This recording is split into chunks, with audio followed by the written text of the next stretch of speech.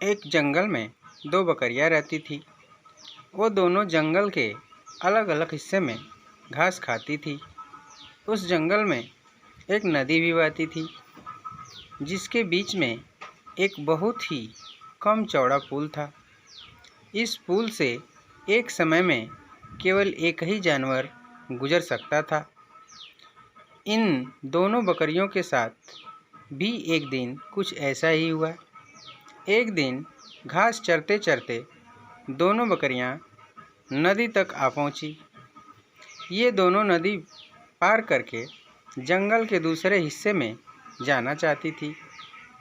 अब एक ही समय पर दोनों बकरियां नदी के पुल पर थी।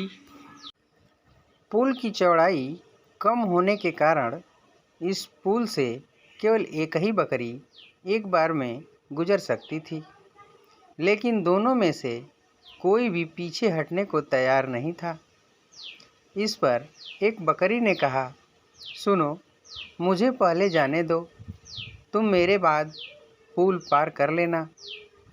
वहीं दूसरी बकरी ने जवाब दिया, नहीं, पहले मुझे पुल पार करने दो, उसके बाद तुम पुल पार कर लेना।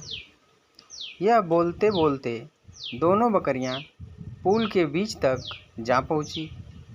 दोनों एक दूसरे की बात से सहमत नहीं थी।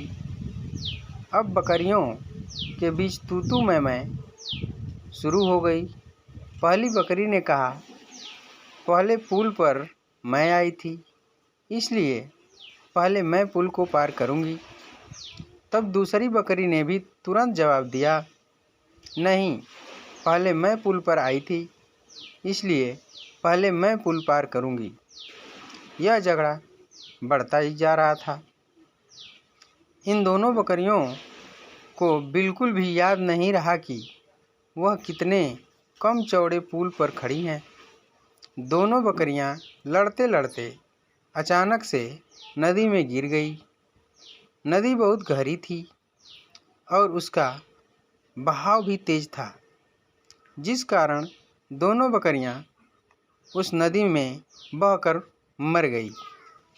इस कहानी से हमें यही शिक्षा मिलती है कि झगड़े से कभी किसी समस्या का हल नहीं निकलता, उल्टा इससे सभी का नुकसान होता है। इसलिए ऐसी अवस्था में शांत दिमाग से काम लेना चाहिए। एक चिड़िया का परिवार पेड़ पर घोंसला बनाकर मज़े से रहता था। एक दिन वह दाना पानी के चक्कर में अच्छी फसल वाले खेत में पहुंच गया। वहां खाने पीने की मौज से बड़ा ही खुश हुए।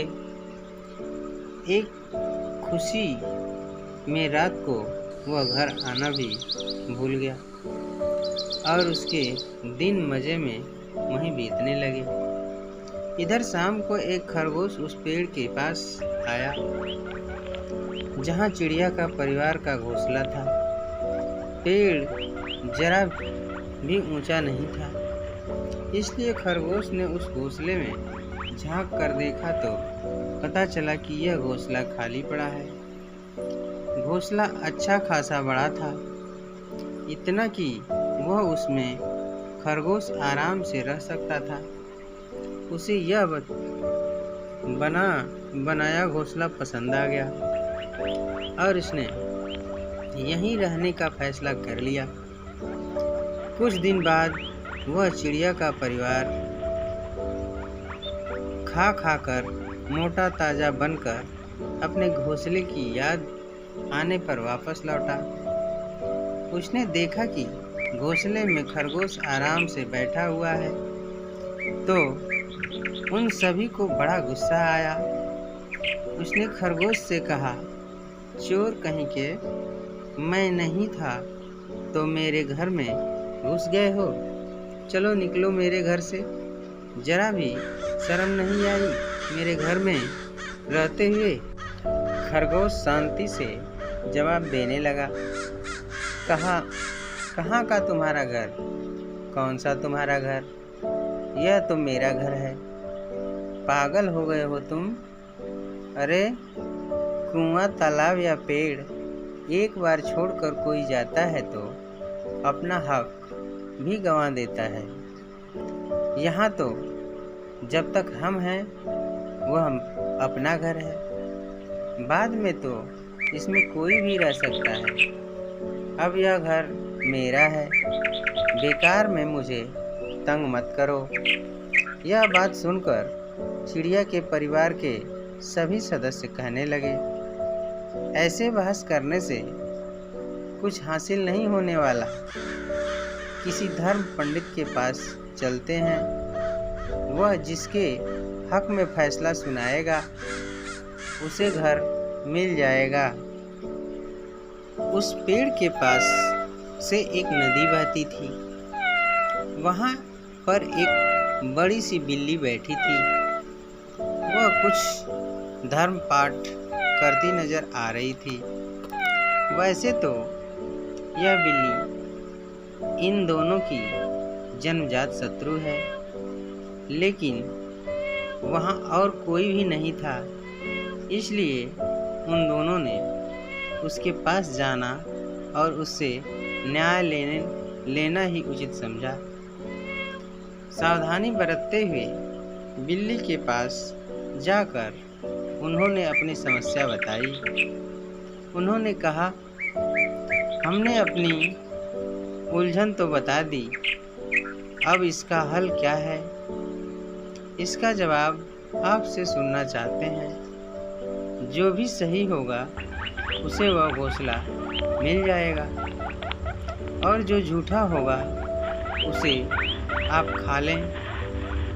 अरे, यह तुम कैसी बातें कर रहे हो? हिंसा जैसा पाप नहीं इस दुनिया में। दूसरों को मारने वाला खुद नरक में जाता है।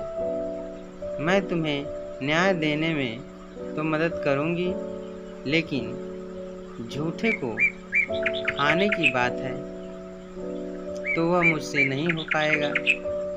मैं एक बात तुम लोगों को कानों में कहना चाहती हूँ, जरा मेरे करीब आओ। खरगोश और वह चिड़िया खुश हो गए कि अब फैसला होकर रहेगा, और उसके बिल्कुल करीब गए। फिर क्या, करीब आए खरगोश को पंजे में पकड़कर मुंह से चिड़िया को बिल्ली ने नोच लिया। दोनों का काम तमाम कर दिया, और इस तरह अपने शत्रु को पहचानते हुए भी उस पर विश्वास करने से खरगोश और चिड़िया को अपनी जान गंवानी पड़ी। इस कहानी से हमें यह शिक्षा मिलती है, चाहे परिस्थितियाँ कैसी भी हों, लेकिन भूलकर भी अपने दुश्मन की बातों पर यकीन नहीं करना चाहिए।